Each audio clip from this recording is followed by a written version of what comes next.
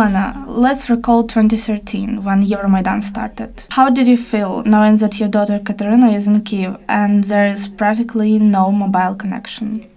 And no, at that time we still had the connection. Great connection, but when I called Katya, she was on the lectures or elsewhere. I was worried and thought that she was there in the center. She called me and said, "Mom, I donated blood, and I went here and I went there." And we worked quietly and peacefully at that time. Well, we didn't have anything like that. We were proposed to go and support Euromaidan. We gathered, and then, at the last moment, it was cancelled. They said it's not needed. And Katya did not support this idea of me going there. And my relatives did not support that. So we stayed, and that's all. So you said that you were going to go to Euromaidan. Why didn't you go? What were the reasons? Well, I wasn't going by myself. Our university ordered the bus. Many people were planning to go. The big bus, Icarus, was full. But then, for some reason, we should have gone on Friday. And then we came to work and we were told, "That's it, girls, relax. We will not go anywhere." Well, if we don't go, we don't go. We calmed down. Were you worrying about your daughter? Of course I was worrying and was calling constantly. And she was saying, "Mom, it's okay. And I thought, how can it be okay if we see such awful things on TV? We were watching it on television all the time. And when the war started, were you looking for a shelter? Were there safe shelters in your city? It started in May. As far as I remember, May 2nd. They bombed our administration, Luhansk city administration. They really got it. Many people died. And that's it. At that time we were told that we should continue working. We worked in Olena at the University of Internal Relations. It was quite far from the center. And then, when they started shooting at the university, shooting pretty hard, we had to stay at home. It was in late July. Well, not late, in the middle of July. We came to work, and my acquaintance asked me to go to the bank and pay for the conveniences, pay the bills. I said fine. So I'm running, and they are shooting somewhere. The missiles are flying above me. I ran, stopped, and kneeled down. But then I thought that there's no point in kneeling down. I got up and ran again and reached the bank. It was closed, of course. I asked why it was closed. They said that the lights were off. Okay, I turned around and ran back to work. For some time it was fine, quiet. They were shooting, but quite far. We started working, but it got closer, the explosions. The rector came to our room and said, "Girls, it would be better if you sit further from the windows, and even better if you go to the shelter." We spent all Friday in the shelter. We sat there. There were civilians as well. The university was situated next to the flat blocks. They were whining, and the parade ground has been already ruined, and there were no campuses anymore. One person couldn't bear that anymore and said, "Come on, would you stop this? Let's wait and see what we have left." We stayed there long. We went there at noon and stayed till 5 p.m. In my opinion, it was too long. We went out. Everything was intact. We thought where to go. The administration told us to go home and take warm clothes and come back to the shelter. I thought, of course. No, really, I said that I will come back and ran home. Of course, I didn't come back. I stayed there, at home. You felt safe there. So to say, the missiles were flying above the house. Then why didn't you go back to the shelter? To the shelter?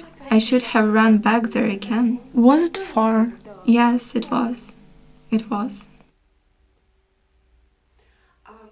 When the mobile connection was lost, what did you do to reach Kyiv? When we lost connection, in May we definitely had it.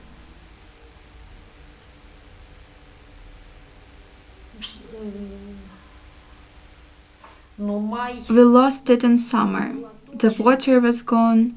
Water, lights, gas, and mobile connection. We had to go up the hill and talk there. So we're standing, and it seemed that we caught it, and we could talk.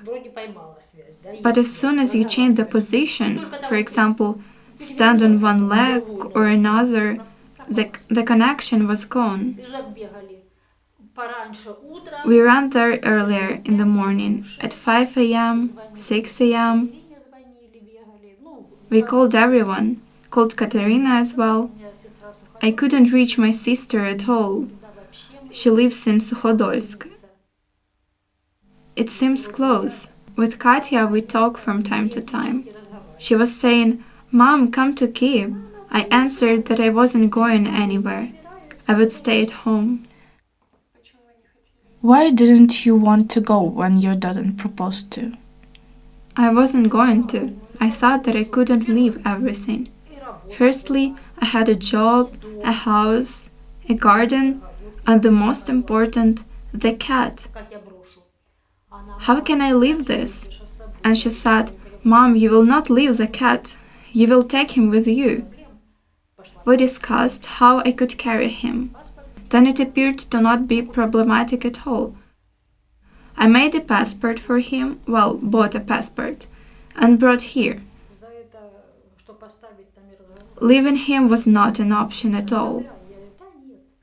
Though there were some acquaintances who told me to leave him because it would be difficult to carry him through Russia.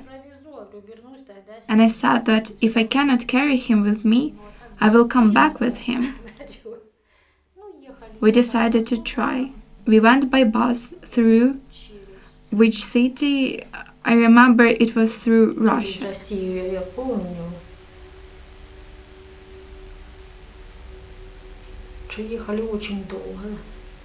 I don't remember, but it was 28 or 32 hours, very long. We came on March 1st at midnight. Katya picked us up at Demyivsk, I guess, somewhere at that district. That's the story. Why have you decided to live in the end? You said that there were a lot of things which hold you there. What was main reason for moving? I went because of Katya. She was like, "Mom, do you know that I broke my arm?" I was surprised and asked her why she hadn't told me. She said that there was no point in telling this because I couldn't help. I couldn't come. I said that I would find a way to come to Kyiv. I found out from the neighbors that she broke her arm and had the cast. Mom was hiding in Luhansk. The child is here with a broken arm. Not great. What did you take with you when you moved? You couldn't carry too many things. What did I take? The documents and some first necessity things. The cat. I left everything I had in the house. I closed it, let my acquaintance in. For some time we worked together, talked a lot, and she said that she lived with her dad. In a nutshell, I let her in with her husband. And when we went with my daughter, I said that you can easily see when the person doesn't care about someone's stuff. I was upset, of course. We went on Easter, literally 3 days, total disappointment. I still have a sister there, in Sukhodolsk, a sibling. At the beginning, she supported all those events. When I was leaving, I didn't even tell her because she was in favor of all of that. So I thought that I would call her when I come to Kyiv. The neighbors knew, and they asked me where I was going. I just told them that I'm going to my daughter. Of course I was worried. I was at such age, because of work, I thought, where am I going? What am I getting myself into?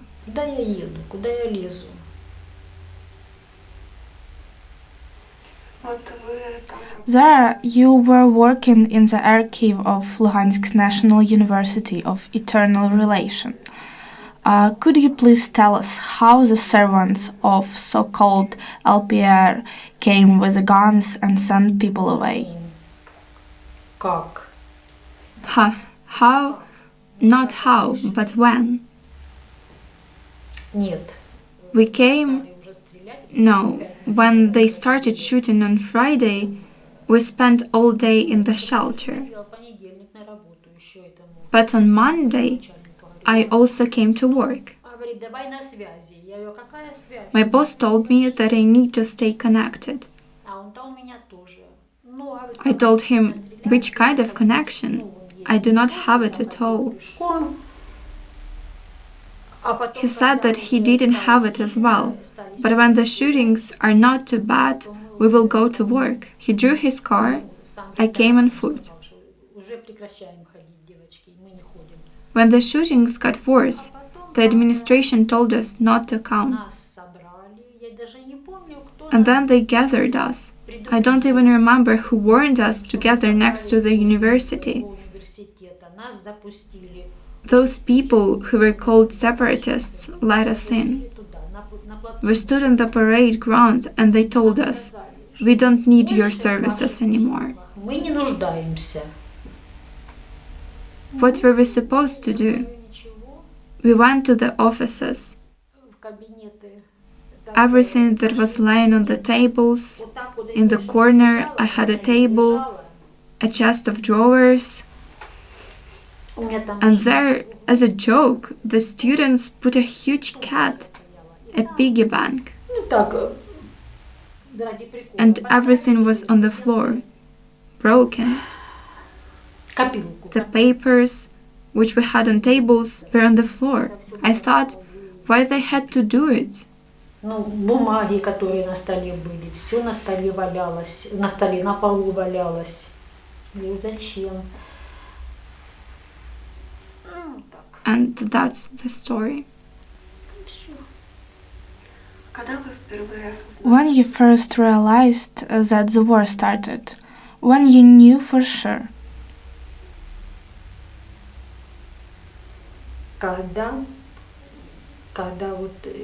When I woke up in the morning, it was still dark. And the shootings were hard.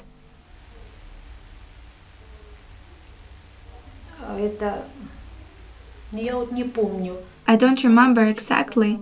I think it was a firefighter station on the Eastern District or the Customs Division. They took the fight at them. The shootings lasted for a very long time. We came to work and we were discussing what's going on. And they said that many people died. Our people. Well, not only our people. All people will die. There were the flat blocks next to it. Many people died.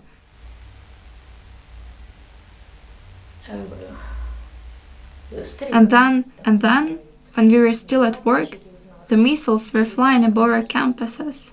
The family of Chistolinovi came.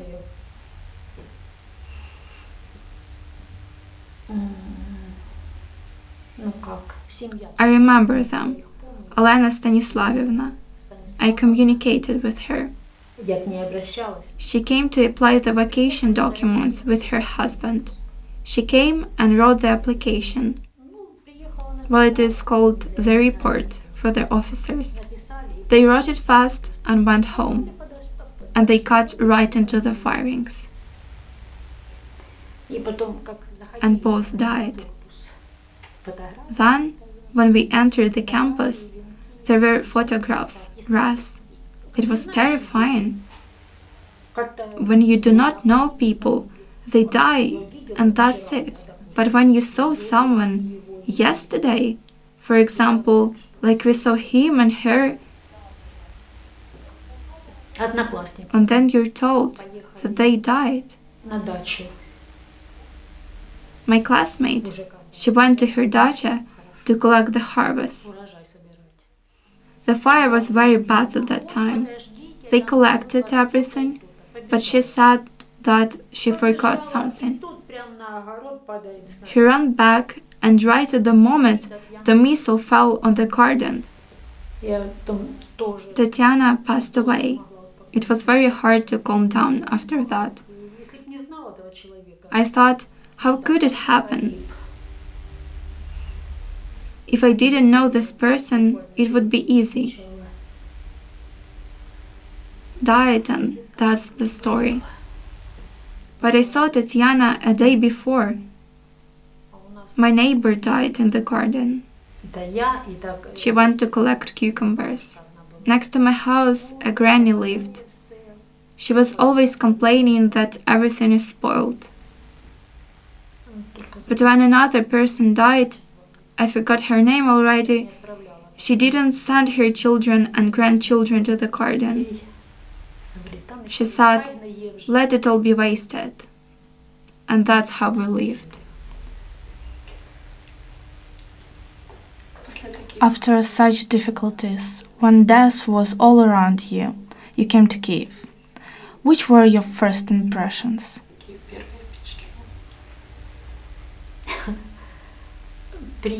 I came, Katya picked me up. Here, when the fireworks explodes, I just kneel. I'm still afraid of them. I don't know why. It's gradually passing, but it's still terrifying.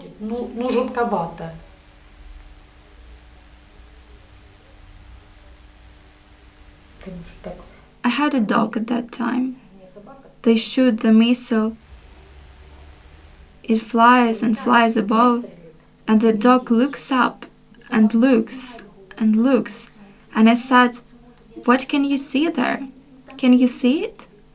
And the dog's eyes were following the missile.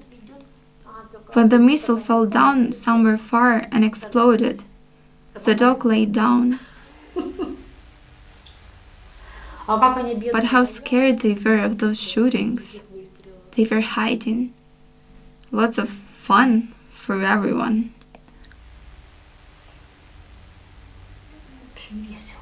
What is your brightest memory of the life in Kyiv during the first months?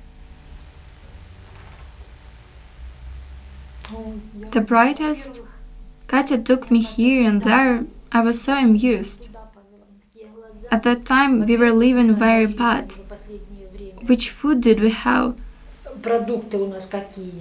Some people could go to other villages to get food. We went to Rodakova and further to Popasna.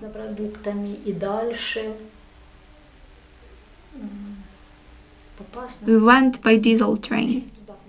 Not me, my acquaintance went there. And I was at home, looking for the house.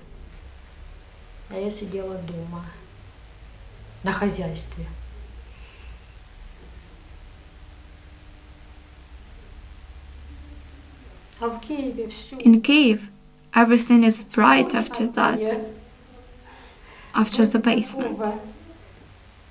Я говорю, после подвала. Yes, we sat in the basement, of course. Now I'm analyzing it. I think that there was no point in sitting in the Ну, basement. сидели мы в подвале. Так бы все. It might have been ruined, and we would be buried underground altogether. До самого. But we sat there. Короче, сидели, да. Do you think that Kyiv is your home, or maybe you want to go back to Luhansk one day? There is no place to come back. Я же говорю, We went there and we were extremely disappointed. No, I think it will not be possible to come back there. I communicate with my sister. The money is Russian there. They make people get the Russian passports.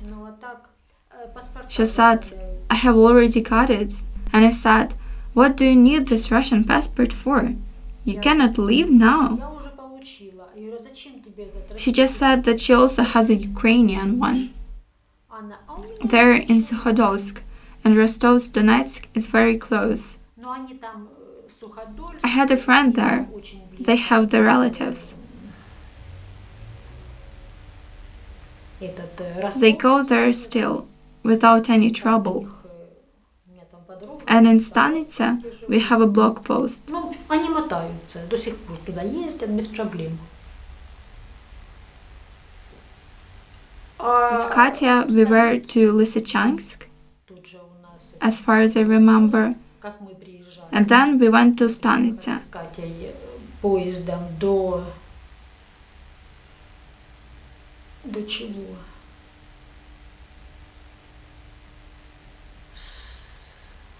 And in Stanitsa there was a blog post. There we crossed very fast. Ехали до счастья. There were not too many people there on Easter. Блокпост. Ну, там мы прошли. My brother-in-law met us. It was very fast. And from there was a very long queue. Очень быстро прошли. We waited in the queue for so long. I was worried that we missed the train. Очень стояли очень долго. And what should we do then? But we managed to catch the train on time. Ну ничего, успели на поезд. Now it's quarantine. We are not planning to go there. Ну а теперь карантин. Пока And my не sister says that we have already visited once, Сестра говорит, вы ж уже so it's были possible раз. that they do not let us in again. Я говорю, а как это? And I said that they have no right not to let us in. Ну, My sister said to come through Russia. Я говорю, да, конечно, это, во-первых, I said, of course. дороже, а во-вторых и дольше. Я ж It would be much more expensive and longer. туда и назад. If I go somewhere, I usually go for several days. We are not planning to go there. Thank you very much, Olena, for sharing your story. In your eyes, we can see everything which you went through. Thank you. Спасибо вам. Through.